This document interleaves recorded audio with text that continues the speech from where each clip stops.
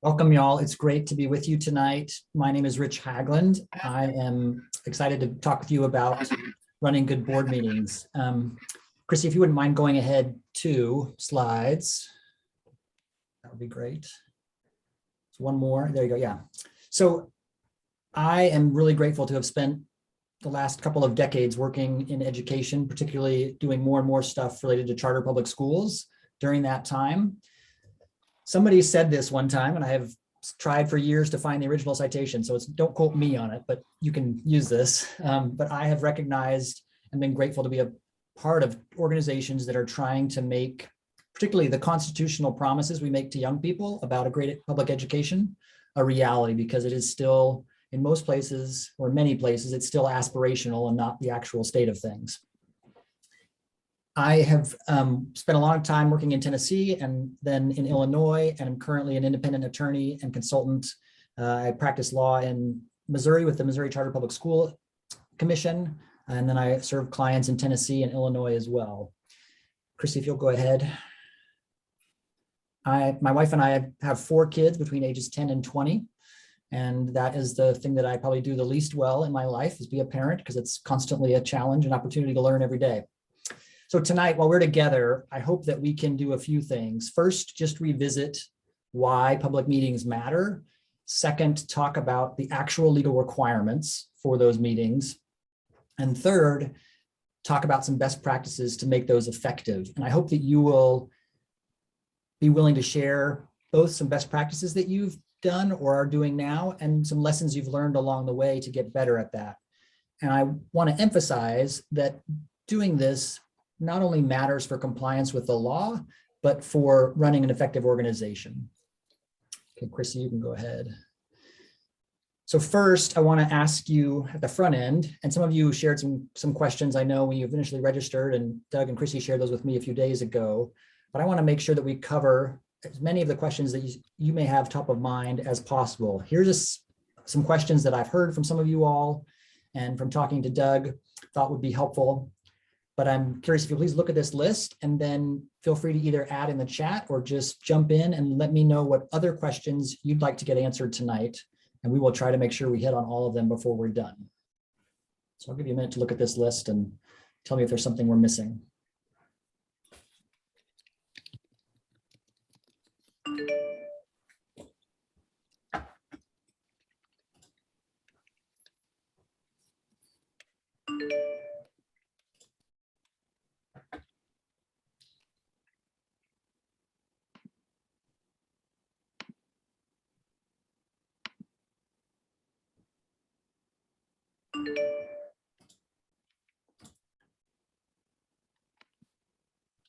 Anything else you all would like us to add?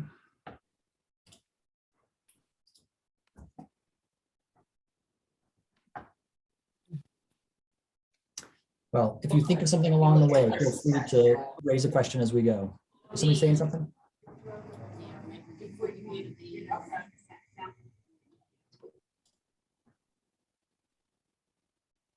All right, Chrissy, you can go ahead and go to the next.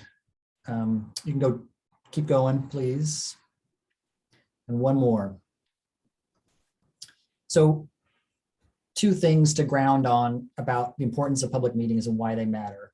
First, as I always tell people who are thinking about applying to operate a charter public school, is to remember that the posture that you're in as you go to your sponsor. You are asking them to make a multi-year, multi-million-dollar investment in your organization and your effort to serve the community's most important asset, its young people. Okay, one more, Chrissy. And so it's important that we do the things well with public meetings and public records too, to make sure that we don't jeopardize what we're trying to do for and with these young people in their community, our communities. Not only that, but this is a great way to demonstrate strong governance to your sponsor as well, and to the community, to show that you're being a good steward. So not only are you meeting the baseline minimum compliance, but you're running an effective organization, and how you do your board meetings is a key indicator of that. All right, next slide, please. 2 more, or 1 more. So first I want to go over just some statutory requirements. You all are probably familiar with all of these, pretty familiar, but we just want to ground our conversation here.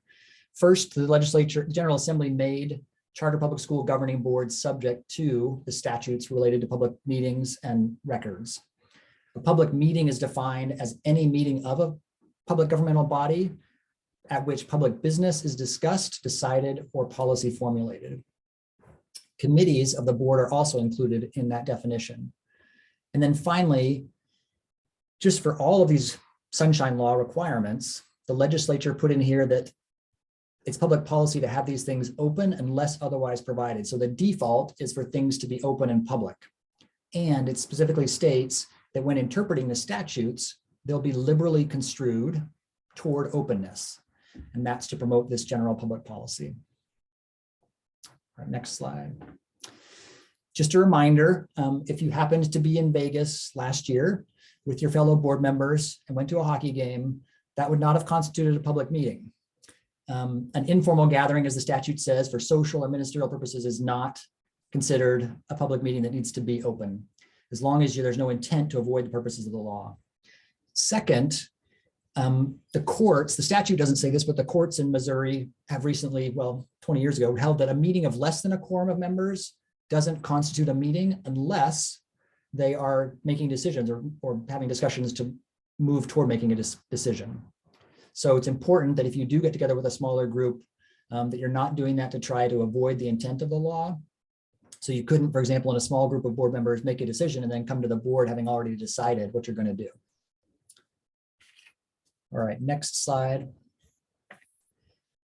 One of the things that comes up a lot is when may a meeting be closed? And the statute says that a meeting that is otherwise public may be closed if the discussion relates to this list of things. First, legal actions, and that doesn't just mean any conversation you have with your attorney, but when you're thinking about current or pending litigation, if you're actually talking about a real estate transaction, that if it became public, it would affect the value exchanged in that transaction. So until a decision has been made, you might want to keep that closed. Employment actions, but that's when you're actually talking about personal performance information. The decisions, though, that might be made in a closed session about whether to hire or fire or discipline an employee, those have to be noted in the minutes, the votes for those decisions, and made available within 72 hours of the meeting. Disciplinary actions involving any students who are individually identified may be done in closed session. Preparation for negotiations with employee groups. If you're doing competitive bids, as you're developing those bids, those can be done in closed session once they're but once they're published, that can't be. And then the same thing with the bids you get back until they're opened or being approved or published, where you're rejecting all the bids. Again, for employees and applicants, personnel records that are identifiable may be discussed in closed session. And then finally, confidential discussions with an auditor. But the final audit reports are public. All right. After the meeting and before the meeting, there are certain requirements that need to be met. The idea of notice is really, I think the simplest way to describe that is, are you giving the public enough notice for them to understand what the meeting is going to cover, and if they're interested, to be able to participate or at least observe, and giving them sufficient time to do that and putting it at a location that they can access it. So the statute talks about having to provide notice within 24 hours. That's like a business day, so it wouldn't count the weekend. So if you had a meeting on Monday, you need to let people know on Friday. You need to include the time, the date, and the location, and a tentative agenda. And then sometimes you may not be able to meet that 24-hour requirement. Something comes up, let's say your roof is leaking and you need to approve a contract to get that fixed. Then you need to give as much notice as possible, and in the minutes include why you didn't meet that 24-hour requirement. Another thing to remember is the location. It needs to be someplace in a statute that says suitable for the anticipated attendance, and you need to make every reasonable effort to grant access to handicapped or disabled individuals. The time of the meeting should be reasonably convenient to the public, the statute says. And then the statute also says that a journal or minutes should be taken and kept of both open and closed meetings. And the minutes must include some specific things: the date, time, place, members who are present and absent, and a record of votes. All right, Chrissy, go ahead. just want to note that there are some things that are not in the law. The law does not specify which rules of order you need to follow. That's a choice you can make and certainly should make and decide what you're going to follow. The law does not say whether you have to offer public comment periods in your meetings and for how much time. The law doesn't dictate what has to be on the agenda. And the law doesn't make it whether or not you can serve meals. As we said in Tennessee, at least, we talked about eating meetings sometimes, and an eating meeting is still a public meeting. Just because you're eating their lunch doesn't change the nature of the meeting. All right, Chrissy, if you can go to the next slide. All right, so now let's talk about how this actually works in practice. And here's where I would love to hear what you all have found is to be best practice or any lessons you've learned in some of these things. And we'll talk through before the meeting, actually running the meeting, and after the meeting or outside the meeting. Anybody off the top of your head have any best practices or lessons learned you want to share? Those of you that have been doing this for a while, or maybe have come to being on a charter school board from other experience where you've brought some expertise that wasn't present.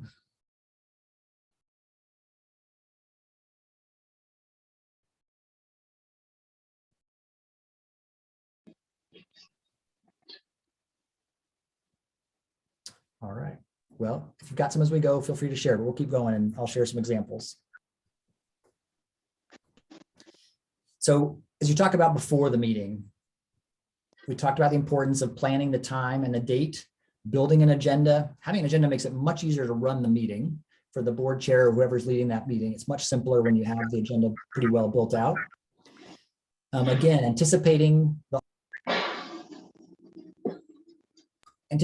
audience both for virtual or in-person meetings is really important so that you can, if you anticipate a big crowd because of what you're discussing, you should try to meet in a space where people who are coming in person can be accommodated. This is one place where having virtual meetings allows you to have certainly a larger group than you might in a physical meeting. Posting notice, I would suggest, I'm certainly happy to hear somebody's different opinion on this, but I think your online posting should be the primary one with easy to find links. And it's really important that when you are posting online or in other locations, that if things change, like the meeting location or time or what's on the agenda, make sure that you've got a plan to update that so that people who are trying to decide whether or not to come or participate know what's going to be on the meeting and where it's going to be. When there are exigent circumstances, it is fine to, if you're not able to meet that 24-hour notice, and the law specifically allows you to essentially make a decision via electronic means. So if you need to make a decision via email because of the exigent circumstances that exist, you can do that, provided that you follow up on that and include in the minutes why that was done in exigent circumstances, and you cover that in your next regular meeting. Some notes here on good practice. Remember that how you do this, when and where the meetings take place, that sends a message to the community about how much you value their participation and want to make sure that they can participate and observe. As we discussed, virtual meetings may make things more accessible rather than less sometimes, but you might need to think about what that's like for the community you're serving and for the parents and others who might want to participate. Recording of public meetings is not required, but it must be allowed based on guidelines to minimize disruption. So audio and video, so anybody who shows up needs to be allowed to record if they want to.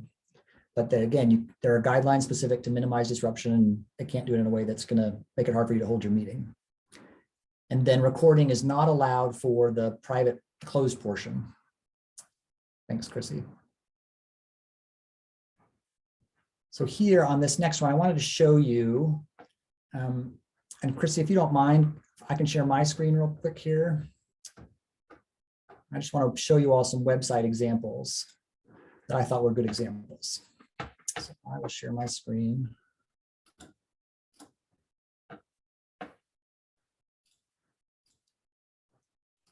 So here's one from Citizens of the World, Kansas City. When you go to the About section, you can see the Board of Directors, and then you go to Board Materials. And here's, you'll see there are the board meeting materials, the upcoming meetings. Here are the board committees right underneath that with the agendas. And then for past meetings, you have, so here on the 10th, they had all the meetings. They have the meeting minutes from the month before. And then you have all the materials that they went over as part of that meeting. Let me just go back. They also showed one of the things on the agenda there. Let me go back to that. Sorry, it was on the agenda. Let's see, where is it?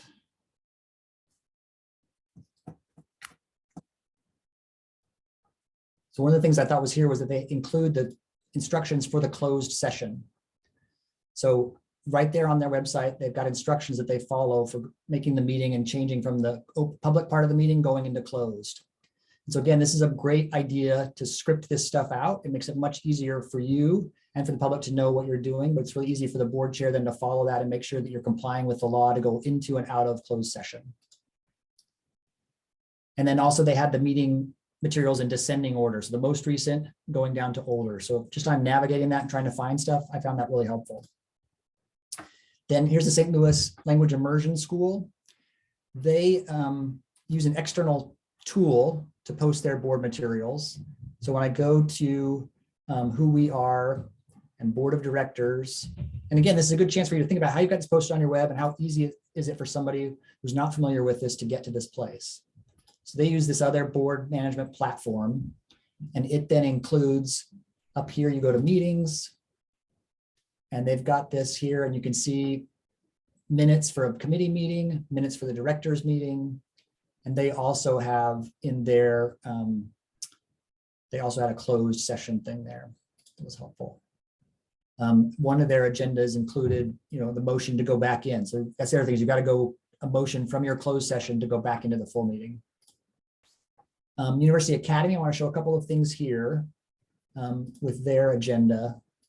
Just wanted to point this out. When we talk about, if I go to a meeting here, it's in January. So here's their January 25th meeting. This is one of the good practices, I think, to include the link and ID and passcode, et cetera, make it really easy for folks to get on to the virtual meeting.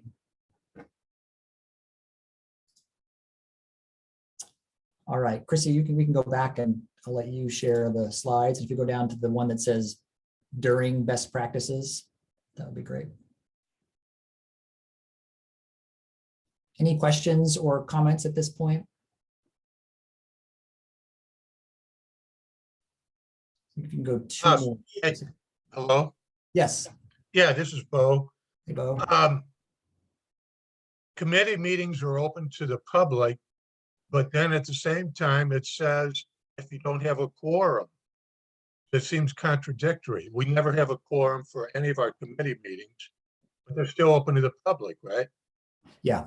Okay. Yeah, so it's the board meeting that where the less than a quorum makes it, you need to have a quorum so you can make decisions as a board. But the committee is bringing, recommendations to the board, and their recommendations come as sort of the first motion usually. Okay. That's a great thing to point out. Yeah, you're not going to have a quorum of your board at your committee meeting. Quick question on that to continue. If you have a committee meeting with less than a quorum and you're not making a decision, but you're just discussing options or whatever, looking at future things, but no decisions are being made, any decision would be presented to the board for discussion and final decision. Is that still required to be an open records meeting? Well, so that's where this question of, are you trying to avoid the requirements of the law, or are you just having a meeting where, like you said, where it's just really discussing some stuff and you're looking at just discussing, learning something, might be having a presentation from someone. That's where you want to just talk with your own counsel about that and see where you feel comfortable. And again, I think because the statute wants you to construe this liberally, just think about like, what's the harm? It's because like, I remember when I was at the State Board of Education in Tennessee and they were hiring a new executive director, but per Tennessee's statute, those interviews were public meetings. And so there was some hesitation like, oh, we're gonna have these, can we have these interviews? And nobody showed up. We posted them, but nobody came. It wasn't.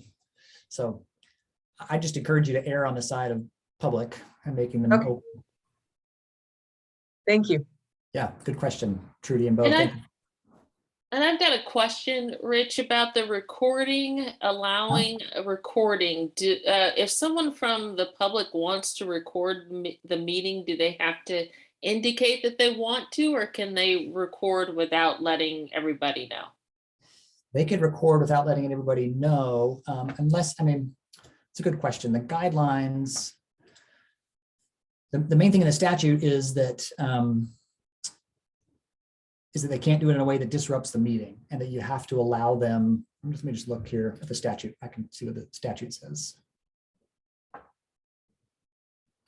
I mean, the statute says that a public body, so this would be the board, may establish guidelines regarding the manner in which such recording is conducted so as to minimize disruption to the meeting. So there's no requirement that they tell you. I mean, you might do that, but that might be more disruptive than less, because somebody might come in halfway through the meeting and say, I want to record. And that's going to be more of a disruption than less. So I encourage you to just think about how you want to do that. And if you want to establish some specific guidelines where you might say at the beginning, hey, we remind you that you have the right to record this. If you do so, please be sure that it's not disruptive. And you could ask them if they want to tell you, but I don't know what you would gain. I don't know. I just think about how is that going to come off to the public who wants to record it if you're trying to reduce their ability to do that. A great question. Thanks. Other questions or thoughts at this point? I've got a question about closed session. You know, from time to time, boards have to discuss contract negotiations with a partner, whether it's your sponsoring entity, or if you have a kind of a business relationship, and the terms of the contract in the lead up to the finalizing and signing of the contract are often topics of robust discussion at board meetings. Can those discussions be held in closed session if they're not related to one of the things that were on that list, like a personnel matter or et cetera? No, the statute has just some specific limitations. And so unless you were in a contract negotiation where you feel like you could legitimately say, we're worried about this going to litigation and you're going to talk about it with your attorney, otherwise, no. I mean, unless it's a real estate one where if it came out in public that you were bidding on a building that it's going to change the market value that's charged on that building or something like that, because that's a specific one, is about real estate. But for other general vendor contracts, the law doesn't give a allowance for that. Okay, thanks. But doesn't it allow for if you have a sealed bid proposal, because that would be an act of procurement? Right. So about bids for both when you're putting together the bid before it's published, that may be closed. And then as you're receiving them, it says, let me just grab the exact language here. It says sealed bids. So if you're talking about sealed bids and related documents until the bids are opened, or sealed proposals, related documents to a negotiated contract until a contract is executed or all proposals are rejected. So to your question, Jim, here is this very narrow exception where it might be if you put something out for competitive bid, but not where you're just like negotiating the terms with one vendor. But if you're bidding and you're looking at those sealed bids, so that's in the statute. And I would look at those carefully with your counsel and see, does that fall under one of those exceptions? So just to make sure I'm understanding that, then if you've got, for example, a request for proposal out, you get several bids, you're doing an evaluation process, all that can be done without it being a public thing until you get to the point of having an executed contract. Well, it says until the bids are opened. And then it says, so when you're looking at the bids, but then if you've got proposals related to a negotiated contract, then it is until it's executed. So just look at that carefully about, it's like until the bid's open or until the contract is executed. So it's a very narrow exception there. Okay, thank you. Yeah. Rich, I got a question about the agenda. This is Demetrius. I apologize if you already answered this, but if you set the agenda prior to the meeting, but then you get to the meeting and you, there's one thing that we just started doing, we didn't always do it. If something needs to get added to the agenda, we talk about that at the beginning and we will actually vote about it, making a modification to the agenda. Allowed or not allowed, since the public really can't, I mean, they can't change what's on our agenda, but we did conduct business different than what the agenda originally stated. Yes, you can do that. And that's where you just want to be really open and say, here's why we're changing that now. So something's come up between the time we published this last week and now, and so we need to adjust this, and you can make the motion and vote on that. And yeah, that's fine. Great, thanks. And that's a great thing to just be mindful of at the start of every meeting too, just to make sure, hey, is there anything that, ask folks to vote on the agenda as it is, to make sure there's not anything you want to change before you move forward.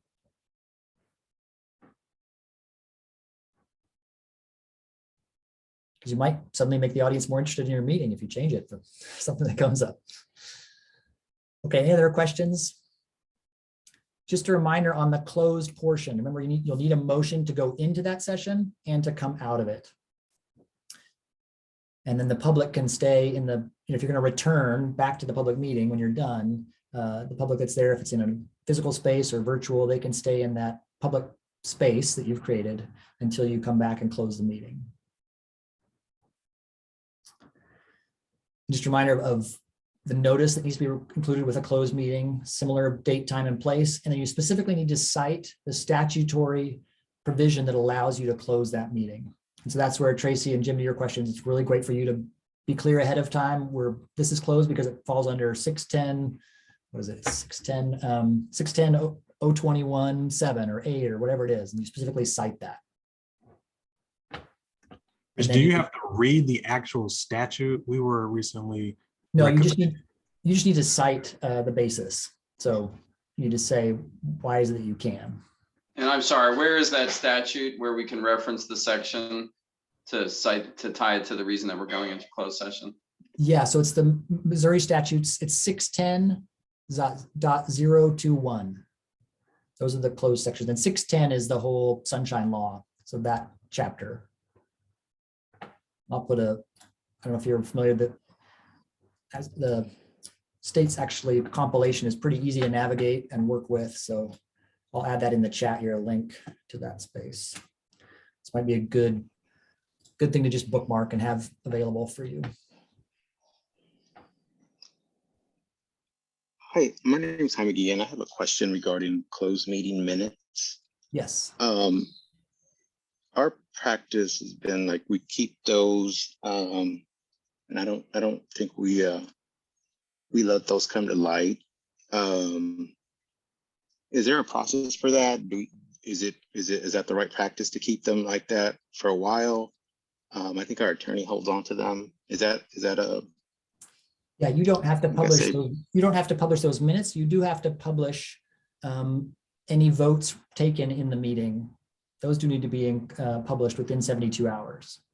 But you don't have to, if your minutes are a little more detailed than that, where you might say, here are the points we discussed and a little bit of our rationale, that doesn't have to be published. You just have to publish the votes taken in the closed portion. Just the votes. Yes. Okay. Okay. Thank you. Mm-hmm. Okay, Christy, do you want to go to the next slide? So here to that question, I may, on minutes, these are for the general board meeting.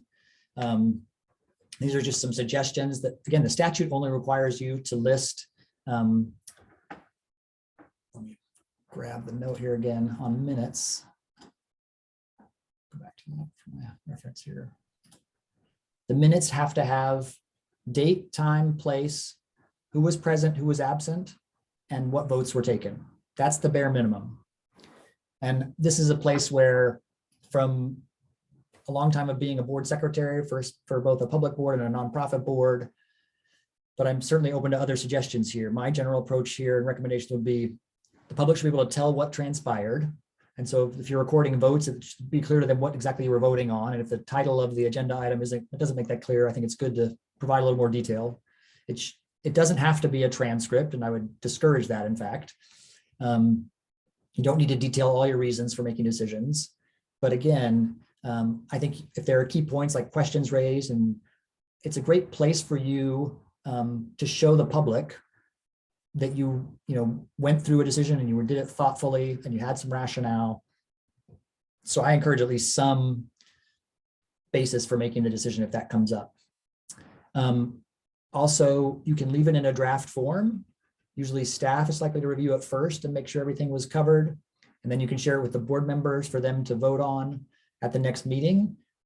I don't think there's any harm in posting it as a draft online, making that clear that it is a draft. And then once the board votes on it at their next meeting and it becomes final, be sure you replace and delete any draft versions of the minutes. Do you all have other takes on minutes, what you found to be most helpful for you as board members?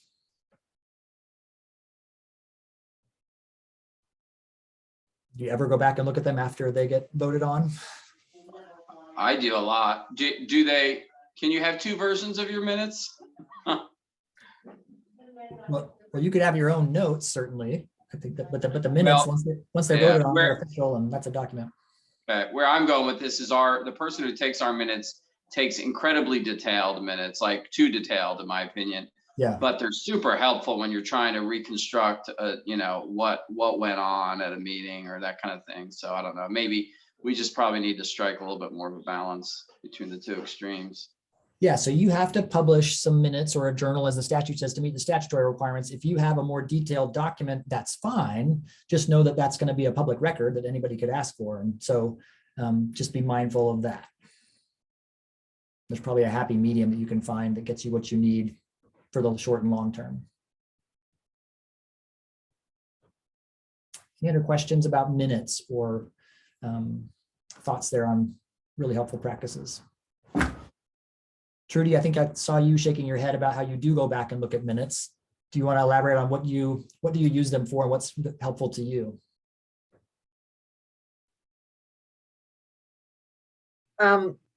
We look at minutes just to kind of review our thought processes and decisions, to make sure we've covered everything. If we need to have more, discussion on something in a future meeting, Yeah.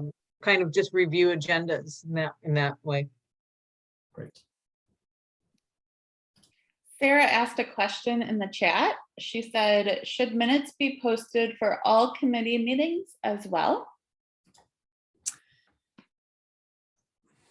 I don't, off the top, right now, it's a great question, and I don't know I think if the committee is being considered a body that is subject to the public meetings law, I think construing it liberally would be yes. So I encourage you to talk with your counsel on it. I don't know definitively what to say there for sure, but I think if we're interpreting the law to say that committees are subject to the same requirements as the board, then you should post the minutes too.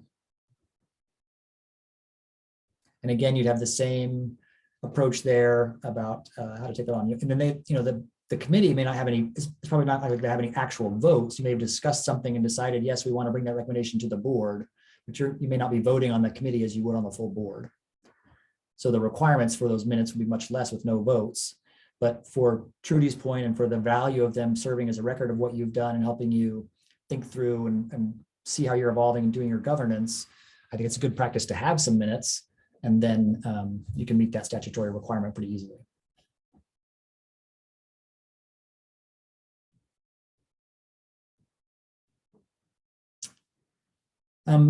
If the public meetings law is violated, if someone alleges that a board met without that, or in a closed session, or did something that should have been done in a public meeting but did it outside of that meeting, they can file suit in court, and the court can find whether it was done either knowingly or purposely.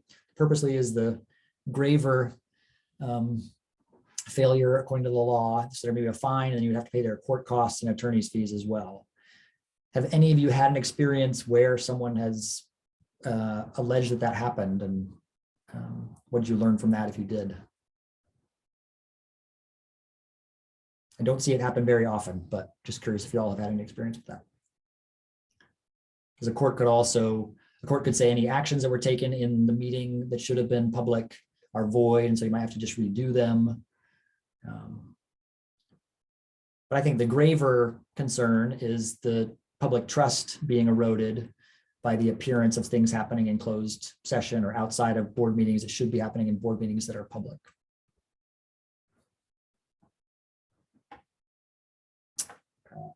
Any other questions or comments at this point?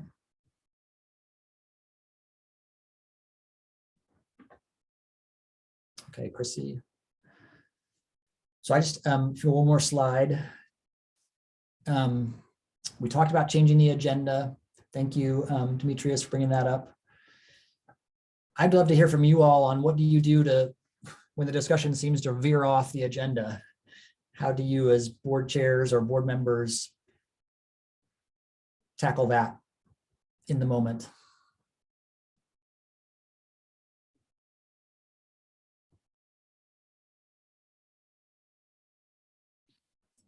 Rich, I'll just make a comment. I'm the board Please. chair. I'm usually the one that veers it off in the wrong direction. So, but typically, if there's a conversation that's going a little bit too far, I think that's where the agenda helps, especially agenda and the time that we've got constrained to. Yeah. Being able to remind the board members of the time constraints for the agenda and things of that nature usually helps. But I'm a little bit of a chatty Demetrius, and sometimes that's my fellow board member, Shirley's Washington and Adam Smith are on the call, have to rein me in. Well, that's good. I was just gonna add, not for the public charter board that I'm on, but for another entity in the past, I've seen them use a purpose and non-purpose method to get people back on track. So if the meeting starts to go off, we look back at the agenda and remember what is the purpose of this agenda point? Let's make sure we're keeping on purpose, and they rein it back in that way. And then if this is something we want to discuss further, let's put it in, there's all kinds of terms, parking lot, to the side, whatever, and note that for discussion at a later time. This is great. Thanks, Demetrius and Trudy. Others have good practices to share in that regard?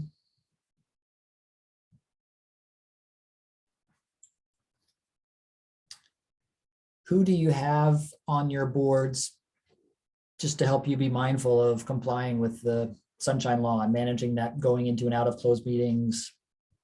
Who serves that function for y'all?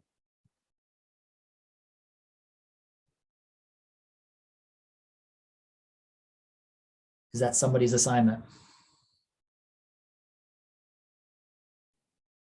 Our board secretary serves as that, the police person for that. And does that happen just in the meeting, or do you all have some training or discussions ahead of time so everybody? I'm the board chair, and I definitely met with the secretary first to talk about the open meetings laws and what was expected. And our former board chair, my predecessor, was very good at adhering to all of this. So I kind of taken notes. So, but it's a good reminder in the meeting. Okay, you got to take a roll call vote. That's great. Yeah, so I encourage you all, if you don't have someone assigned, to play that role, because that's something that you, particularly for the board chairs, that's not something you have to do. And it's great for somebody like Demetrius to have somebody who's both going to remind him of the purpose maybe and keep things moving, but also just be a good reminder of keeping that. Because this is one of those things where you have enough challenges as board members and running your effective organizations. This is a thing that if you get this right and have it assigned, it doesn't become a burden and slow you down doing the good work you're doing. I was going to also mention that we have like our governance committee that puts up trainings, and we have a training posted for any board member to pull down at any time on the sunshine law. And that's something that we periodically remind them of at different committees and board meetings. Thanks, Trudy.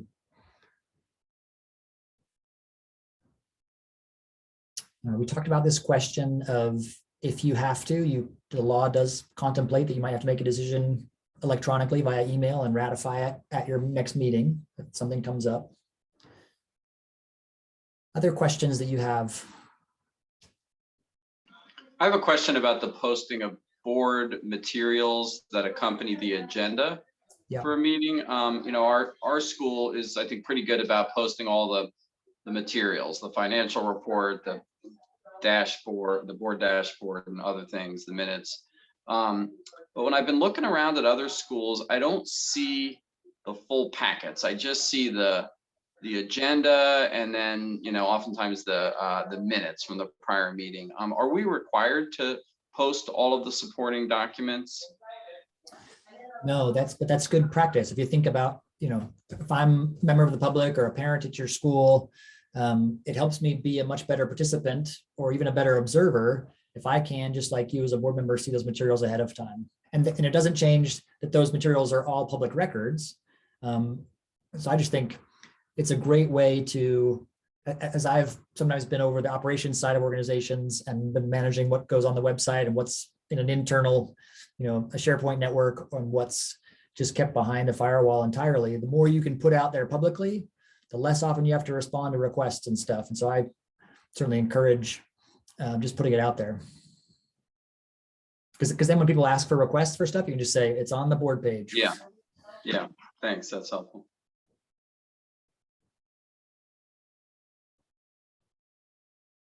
Other questions or?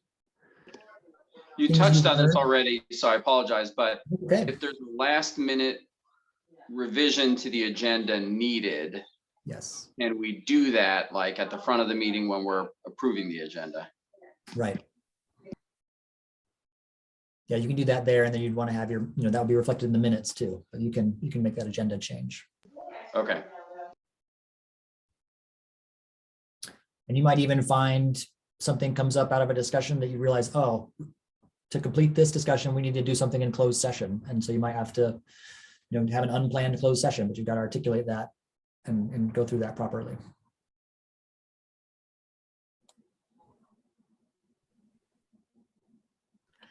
Hey, Rich, do you have any tips on like the public comment opportunity, at board meetings? I mean, it usually doesn't come up very often. While we invite people, they don't always, the public doesn't necessarily attend. Yeah.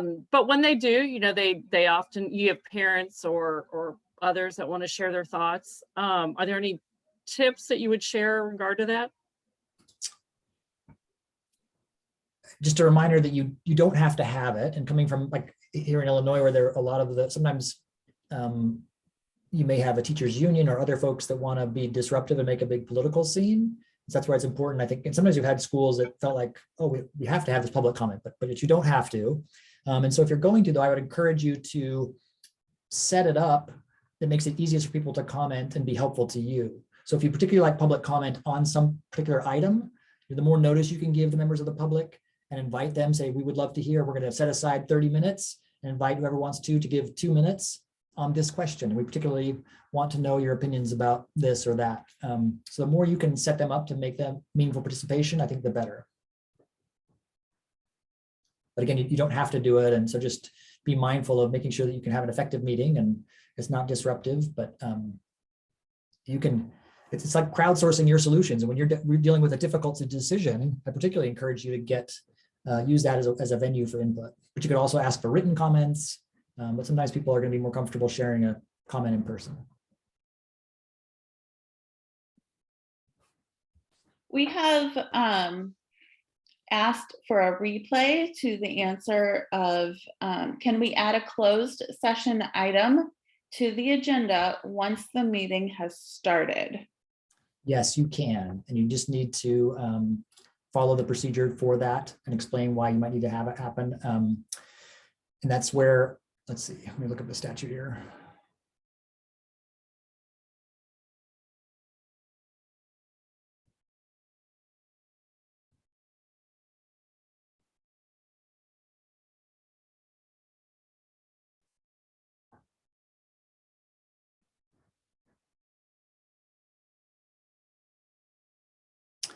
Yeah, I mean, it's intended that the notice for closed meetings meet the same standard of the 24 hours notice. But again, if you have this exigent circumstances thing, so if you need to do it in the moment, you can do it, but you've got to explain why it's happening now, why you couldn't give notice before. And you have to still have affirmative vote of the group to go into closed session still.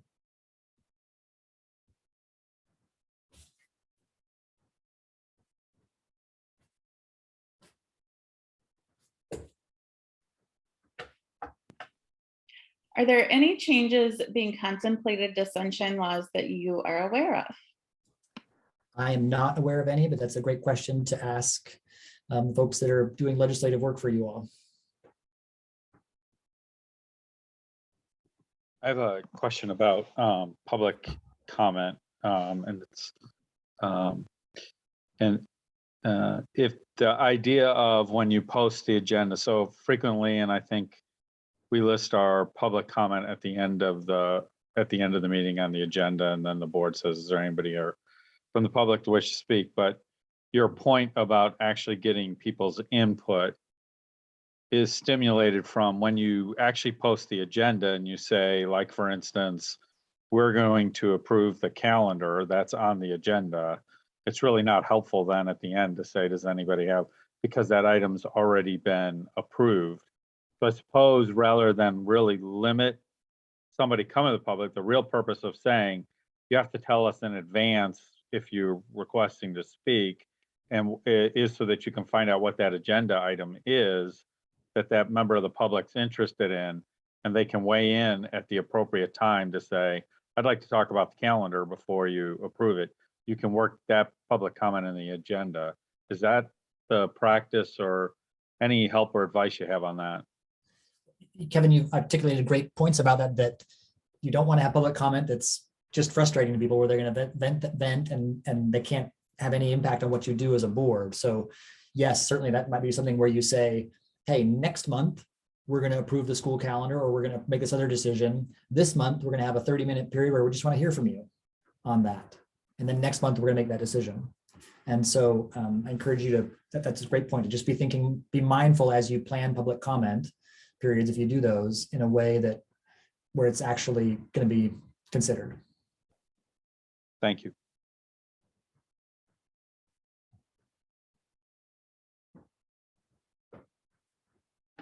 All right, any other questions? Okay, Chrissy, if you'll just go to the next slide. I just have one homework assignment for you all. Just think about the things you've talked about tonight and ideas that have come to your mind. And I encourage you to just choose what's one thing you can do to improve your board meetings, both from a compliance and effectiveness perspective. And so that might be making sure you have someone assigned to monitor compliance with public meetings law. It might be just going over the closed session procedure and having that written out in a way that so it's easy for you all as the board chairs to go into and out of. You might also ask a peer, so if you want to change how you do your agendas, ask a peer to look at a changed agenda and see if that has gotten better. And you think it's always good to, you all have each other to draw upon as experts and people learning together. So I encourage you to take advantage of that network.